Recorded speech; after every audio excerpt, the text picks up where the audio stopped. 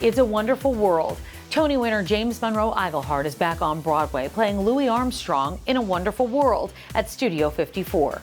Louis Armstrong is one of the most important and influential figures in the history of jazz, and of all music for that matter. I had a chance to sit down with James Monroe Iglehart at So-and-So's.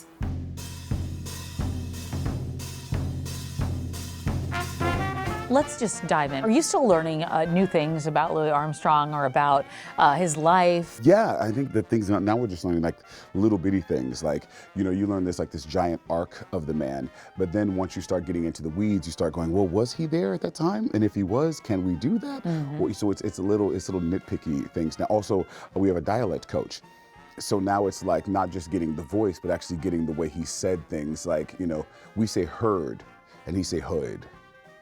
You know, I talked to my girl, and I was hurting it this first time, and it's first and heard. And you're like, holy crap, and I got to change the way my lips talk, just so I can, you know, really, like the voice is one thing, but to actually talk like the man is something else. So listening to tons of interviews, or listening to the way he sings, or what words he extends in songs and what words he doesn't when he's speaking, it's very interesting. Did you realize the nuance of that when you said this is what we're going to be doing? I mean, I did a little bit of it, you know, because I do like imitations. I like imitating people from my friends.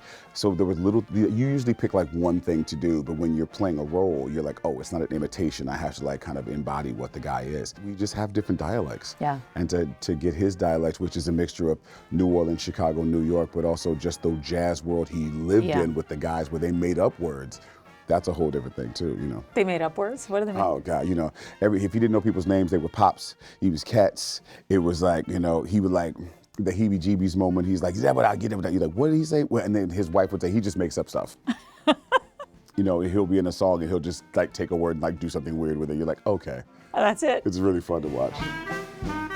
How have you transformed your voice and kept it healthy at the same time? There's really no healthy way to do it, but we're finding healthier ways to do it. As you hear, my voice is always deep in the morning, but I am here right now. And that's because, you know, when I'm doing his voice during the daytime, and basically the best way to do it is I warm up before I do his voice, I warm down after, and then I don't talk. Most people know that I go out after the end of a show and sign autographs all the time, and I talk to the fans for like a good hour. I probably won't be able to do that with this one, so I'm trying to figure out a way that I can connect with the fans after the show, that they know, that they'll still know I love them and everything, but just understand this is one of those shows I won't be able to go out and talk as much, just because I have to use the voice for the show. But don't get me wrong, I'll still be out there doing weird stuff and, you know, telling jokes and being myself. I have a feeling. Yeah. I'm going to come by you and I'm going to be like, I thought you said you weren't coming out here. Right, I know. Like, I say all that. My wife's like, you were out there for how long? Wait, you see what happened was there was this kid, and once I see kids ask me questions, I like forget everything. Oh gosh, and kids are gonna love this. Gosh, They're gonna love this. Your voice deep, his voice deep. What's the difference of the? His voice got deeper over time, especially when his voice started becoming more scratchy. Okay. And so like when he was younger, he was like, you know, when I first studied it, you know, so it's still New Orleans. But as he got older, you know, we talk about Joe Glazer and things like that, and all of a sudden his voice was like really here. And even the way he sang, it did, you know, he didn't change keys that much, but his voice definitely got deeper. Also, you know, at the time, people thought drinking and smoking was healthy. Right. So they were like, oh my God, I have a cold. We should have a cigarette. No, that's the wrong thing to do, which did not help his voice at all. Yeah, little tweaks here and there. This is told from the point of his 4 wives. To a certain extent. Certain things have changed. Okay. When we were out of town, it was definitely narrated by the wives, and we've kind of shifted more to the wives are with him definitely, and they're a very strong presence. But Louis kind of telling his story, and the reason why he is because we found out that he's one of the only jazz legends that wrote his own autobiography. And he had this specific need to tell his story, and so we were like, "Eesh." Well, we want to, you know, honor that, but we also wanted to give the wives a very strong voice, because without them, Louis would not be who he is. So the wives have a very strong voice in each chapter, and we're kind of going through his, you know, his version of the story, which I always find funny. Yeah. And what I mean by that is, I don't know if women do it, but I know men do it. When a man tells a story when he's 16, it's one way. And then he gets to 30, and all of a sudden the story kind of morphs a little bit more to make him more of the hero. Of course. So by the time he's 70 years old, no one helped him. He did it all himself. It was amazing how far this man got with no one's help. And Louis is very, if you read his books, like the first book he wrote, and like the last one, it was like, wow, you did everything, didn't you? Look what you did. And so it's one of those moments because what I love about Louis, I say both Louis and Louis. Yeah. He was a product of his time. He's a male of his time. Yeah, yes. And I think a lot of his views or things would change if he was in 2024. But because he's from the 20s and, you know, a man growing up through civil rights and things and angry at certain things, as he told the stories, they morphed over time.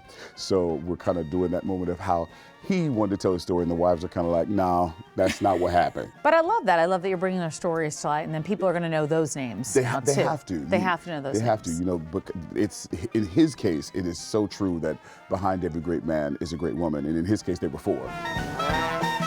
Let's talk about co-directing. Sure. Co-directing and being on stage at the same time. Yes, it is. Whoever thought they should do that is a complete idiot. Oh, that's me. Right. Co-directing has been wonderful. I love it. I've always wanted to direct. And with ours, it's a little bit different because there's 3 of us. So it's really about us getting together in a room and talking about exactly what our objectives are and to make sure that the way we speak is in one voice, whoever it's coming from.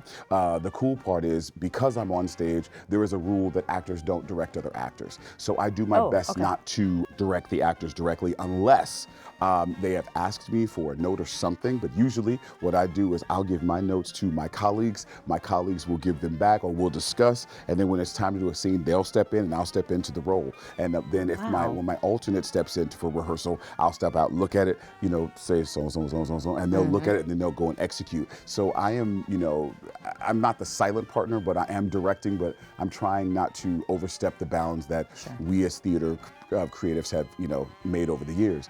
But it is fun, and we have been shaping the show. I have a lot of say in what is being done, what is being shown, and what is being put up there.